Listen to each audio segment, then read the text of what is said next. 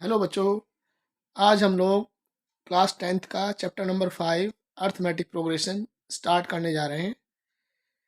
इसमें स्टार्ट करने से पहले हम कुछ ऐसी चीज़ें देखना चाह रहे हैं जो हमारी लाइफ में यूज़ होती हैं। कुछ पैटर्न हैं, जैसे we know some patterns which occurs in our day to day life. Such examples are, जैसे Reena applied for a job and got selected. Reena ने एक जॉब के लिए अप्लाई किया और सिलेक्ट हो गई। She has been offered a job with a starting monthly salary of ₹8,000। उसे स्टार्टिंग में मंथली जो सैलरी मिलेगी 8,000 मिलेगी। उसके बाद with an annual increment of ₹500 in her salary, और हर साल के बाद उसे ₹500 इंक्रीमेंट सैलरी में दिया जाएगा। इसका मतलब उसकी सैलरी हर साल, एक साल के बाद ₹500 बढ़ती चली जाएगी। तो इसमें क्या होगा, her salary for the first second third and so on years will be. पहले महीने के लिए उसकी सैलरी क्या हो जाएगी, 8,000, क्योंकि शुरू में उसे 8,000 मिलने हैं। उसके बाद एक साल जब उससे पूरा हो जाएगा, उसकी सैलरी हो जाएगी 8,500। ठीक है। दूसरे दूसरे साल में उसकी सैलरी क्या रहेगी, 8,500। तीसरे साल में क्या रहेगी, 500 और जुड़ जाएंगे, 9,500। चौथे साल में 9,000, तीसरे साल में 9,000, चौथे साल में 9,500, फिर 10,000। इस तरह से हर साल के बाद में इसकी सैलरी में ₹500 का इंक्रीमेंट लगता चला जाएगा। इसका मतलब उसकी सैलरी एक फिक्स्ड अमाउंट ₹500 से जुड़ती चली जाएगी। ठीक है।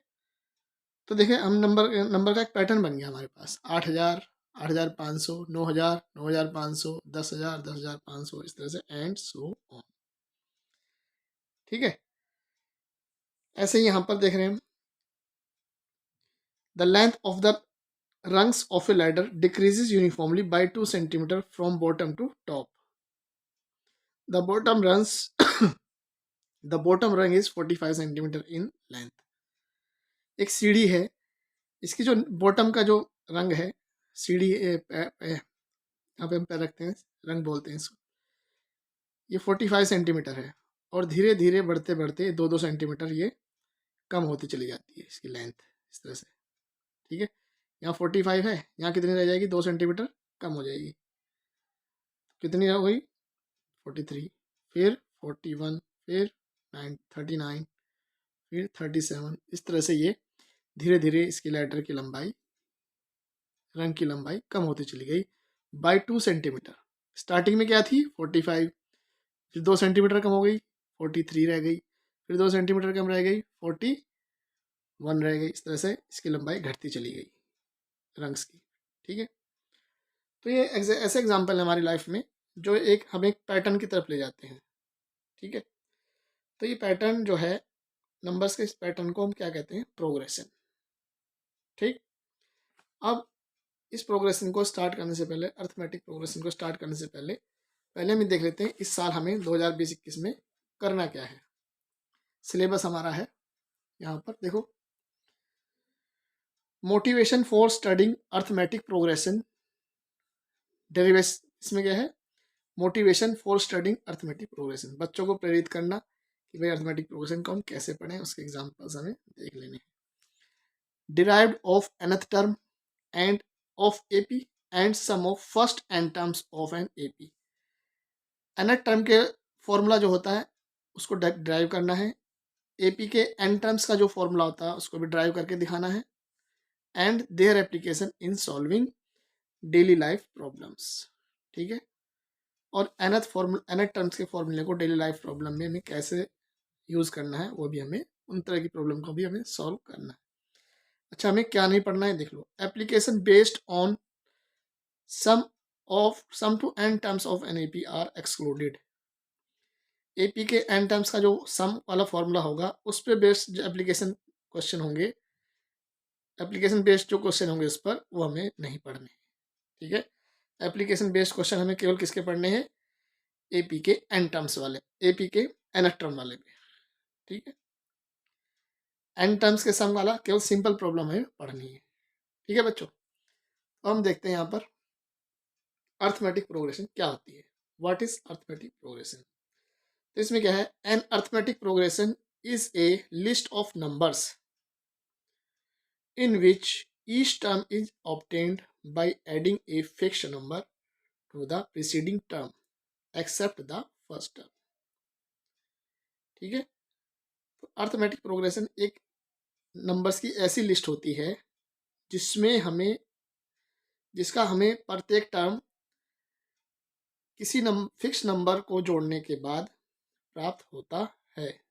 ठीक है, एक्सेप्ट द फर्स्ट टर्म के अलावा। फर्स्ट टर्म के अलावा जितने भी second term, third term, fourth term, उसमें वो हमें कैसे मिलते हैं, प्रीसीडिंग टर्म में एक फिक्स्ड नंबर जोड़ने के बाद मिलते हैं। तो नंबर्स की ऐसी एक सीरीज बन जाती है जिसको हम अर्थमेटिक प्रोग्रेशन कहते हैं। ठीक है, इसमें मेन टर्म क्या है, फिक्स्ड नंबर। एक फिक्स्ड नंबर को हम क्या कहते हैं, कॉमन डिफरेंस। कॉमन डिफरेंस क्या है, the fixed number is called common difference of the AP. It can be positive, negative और जीरो। ठीक है, पॉजिटिव भी हो सकता है या नेगेटिव भी हो सकता है और जीरो भी हो सकता है। ठीक है, तो common difference is denoted by small D.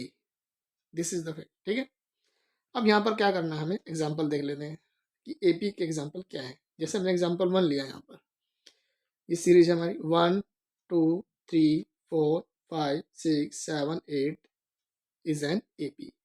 इसमें फर्स्ट टर्म हमारा 1 है, 1 में 1 जुड़ा 2 आ गया, 2 में 1 जुड़ा 3 आ गया, 3 में 1 जुड़ा 4 आ गया, 4 में 1 जुड़ा 5 आ गया। एक फिक्स नंबर 1 इसमें जुड़ता चला जा रहा है। ठीक है, तो दिस इज एन एपी।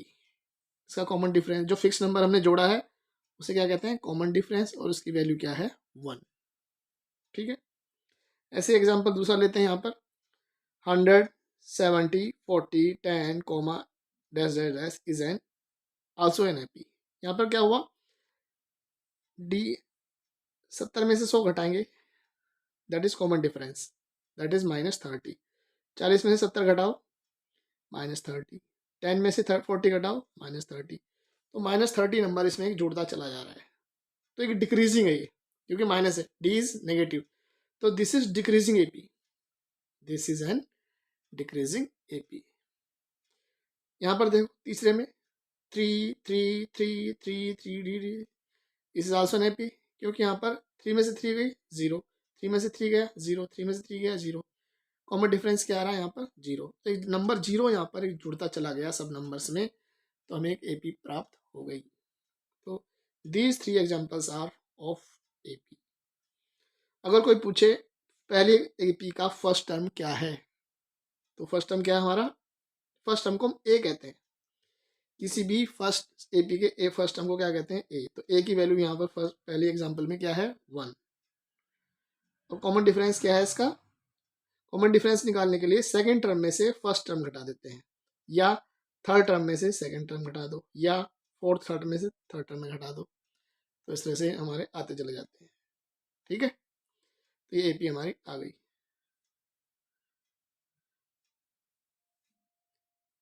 कोई पूछे एग्जाम्पल 2 में फर्स्ट टर्म क्या है, तो स्टूडेंट एग्जाम्पल 2 में फर्स्ट टर्म क्या है, 100। तो ए की वैल्यू यहाँ पर क्या है, 100।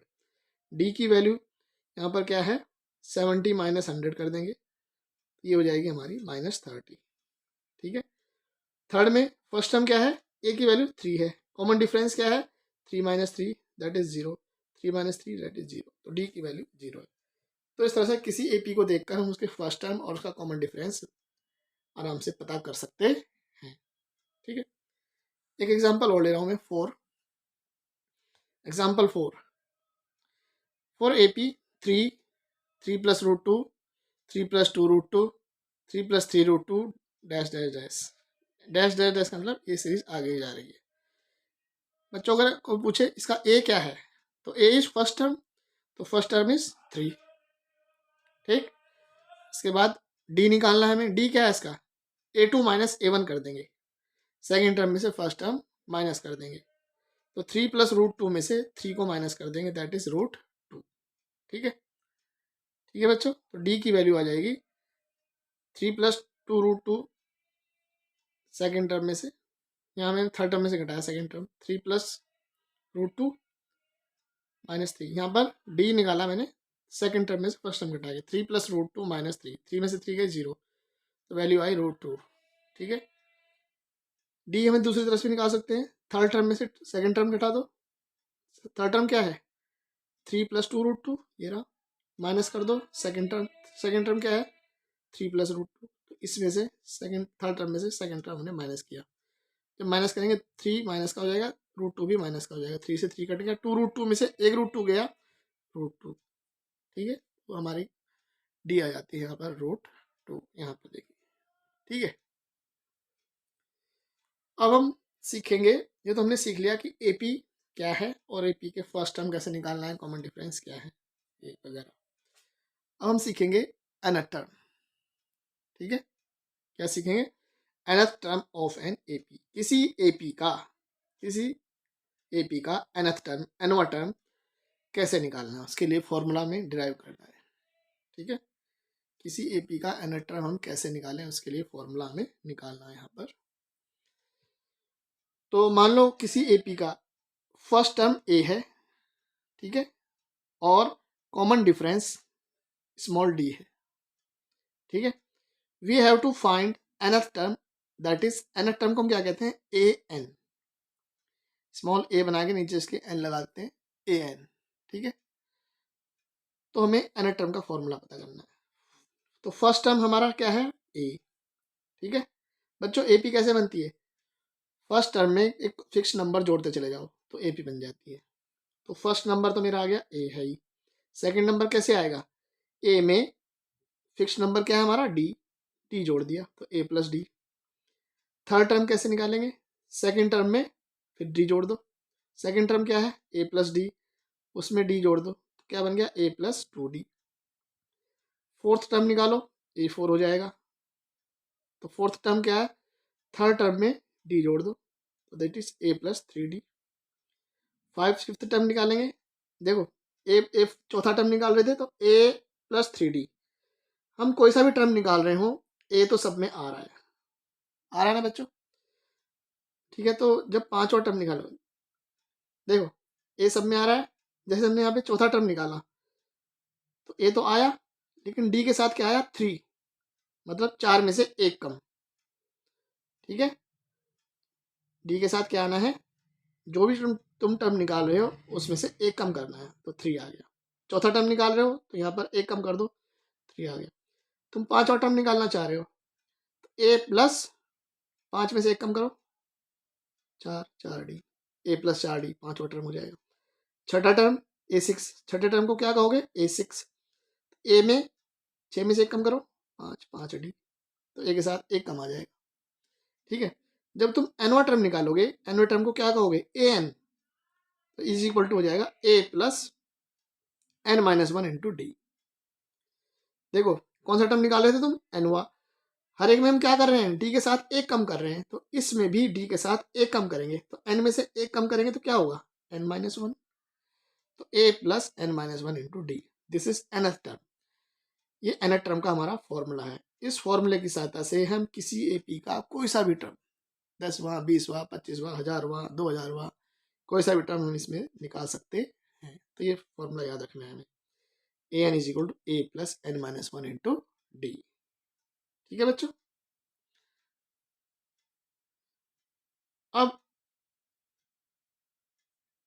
छोटे छोटे एग्जाम्पल देख लेते हैं इस पे बेस्ड।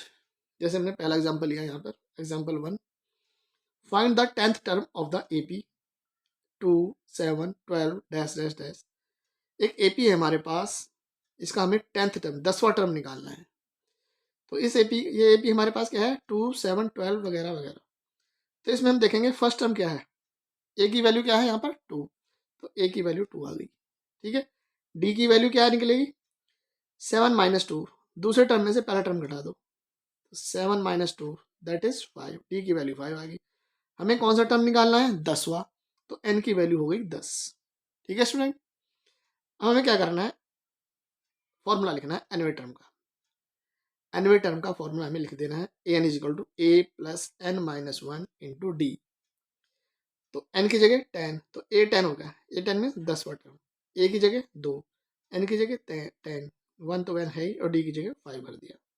ठीक है बच्चों, अब ये तो 2 है ही, 10 में से 1 गई, 9, 9 इंटू 5, 9 इंटू 5, 9 इंटू 5 कितना हो गया 45, 45 में 2 जोड़ दो, दैट इज 47। इसका मतलब इस एपी का 10वां टर्म क्या है 47 है। तो इस तरह से हम इस फॉर्मूले को यूज करते हैं। ठीक है, अब एग्जांपल 2 एक और देख लो। Which term of AP 21, 18, 15 is -81। इस श्रेणी का कौन सा टर्म -81 है, ये है क्वेश्चन। इस एपी का कौन सा टर्म -81 है। ठीक है, तो इस श्रेणी में हम देखते हैं पहले ए कितना है 21, डी कितना है 18 माइनस 21, दैट इज -3। हम ये मान लेंगे इसमें कि मान लो ये -81 जो है ना एनवा टर्म है, let -181 is the nth term of this AP. तो जब ये nth टर्म है इसका, तो इसका लिखने का तरीका क्या हो जाएगा, an इज इक्वल टू -81।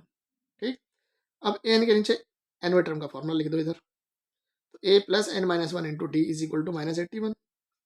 जो जो वैल्यू तुम्हारे पास है सब भर दो इसमें।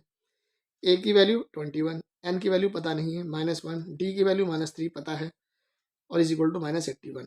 ठीक, तो 21 -3 से multiply, -3n plus 3 is equal to -81। 21 और 3 ऐड हो जाएंगे, 24 हो गया, -3n इज इक्वल टू -81। तो -3n इज इक्वल टू 24 को इधर ले जाओ, माइनस के हो गए उधर आके। ठीक है, तो -3n इज इक्वल टू -105, इसको जोड़ गए, माइनस दोनों माइनस के हैं तो जुड़ गए, लेकिन आएंगे माइनस के, माइनस से माइनस कैंसिल, तो n की वैल्यू हो गई 105 अपॉन 105/3, 3 से जब काटेंगे आएगा 35। तो इसका मतलब -81 जो है 35वां टर्म है। हमें यहाँ पर n की वैल्यू निकालनी थी बच्चों। ठीक है, किसकी वैल्यू निकालनी थी हमें, n की वैल्यू। तो इस तरह से हम n की वैल्यू निकाल पाते हैं यहाँ पर। ठीक है, अब ऐसे यहाँ पर एक क्वेश्चन और लिया, example 3। Determine the AP whose third term is 5 and seventh term is 9। एक ऐसी एपी बतानी है जिसका थर्ड टर्म हमें पता है। जब थर्ड टर्म इज A3, तो A3 इज इक्वल टू 5 लिख लिया, and seventh term is A7, A7 is equal to 9 लिख लिया। A3 के नीचे a प्लस 2d, A3 का फॉर्मूला लिख दिया, a plus 2d is equal to 5। A7 के नीचे a plus 6d is equal to 9।